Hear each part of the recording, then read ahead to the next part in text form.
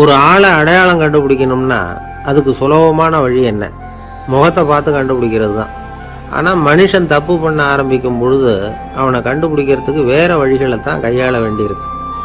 கைரேகை அதுக்கு ரொம்ப உபயோகப்படுது.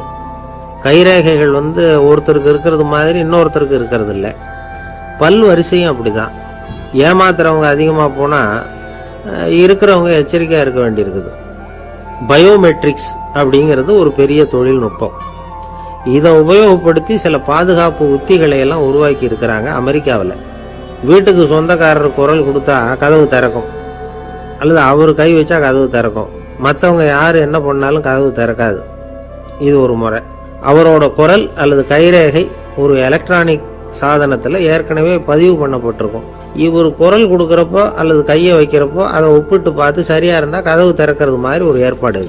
இதே மாதிரி ஒருத்தரோட விழித்திரையில் உள்ள இரத்த குழாய் அமைப்பு பாருங்க, அது கூட ஒருத்தருக்கு இருக்கிறது மாதிரி இன்னொருத்தருக்கு இருக்கிறது இல்லை. அதனால் அதை வச்சு அடையாளம் கண்டுபிடிக்கக்கூடிய சாதனங்களும் இப்போ பழக்கத்துக்கு வந்தாச்சு.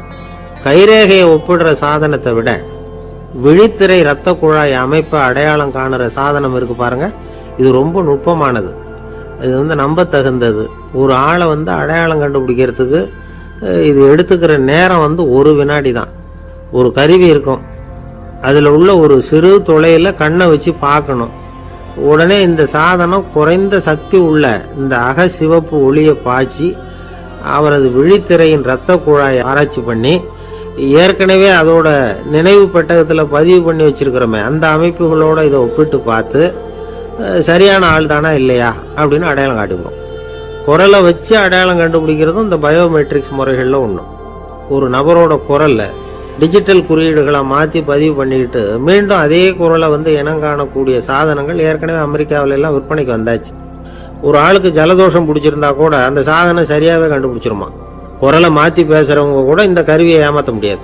இதை ஆஸ்பத்திரிகள், வங்கிகளில் உள்ள இரும்பு பெட்டக காப்பறைகள் இங்கெல்லாம் உபயோகப்படுத்தலாம். குழந்தைகள் உள்ள இடங்களுக்கு இது ரொம்ப உபயோகப்படும். கதவு பூட்டிக்கிட்டுதுன்னு வச்சுக்கோங்க, கதவை திறக்கிறதுக்கு சாவி உபயோகப்படுத்த தெரியாத குழந்தைகள் குரல் எழுப்பிய கதவை திறந்துட முடியும்.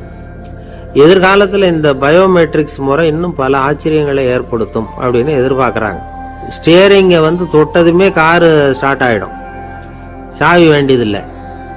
காரு சொந்தக்காரரை தொட்டால் தான் ஸ்டார்ட் ஆகும், வேற யாராவது தொட்டால் ஸ்டார்ட் ஆகாது. ஒரு மனுஷனோட நடை, அவர் டைப்ரைட்டரை தொடுகிற விதம், இதையெல்லாம் வச்சு கூட ஆளை அடையாளம் காணக்கூடிய தொழில்நுட்பம் வரலாம். தென்கட்சி கோ சாமிநாதன் ஐயா அவர்களின் இன்று ஒரு தகவல் நகைச்சுவை கதைகளை கேட்டு ரசித்தமைக்கு நன்றி.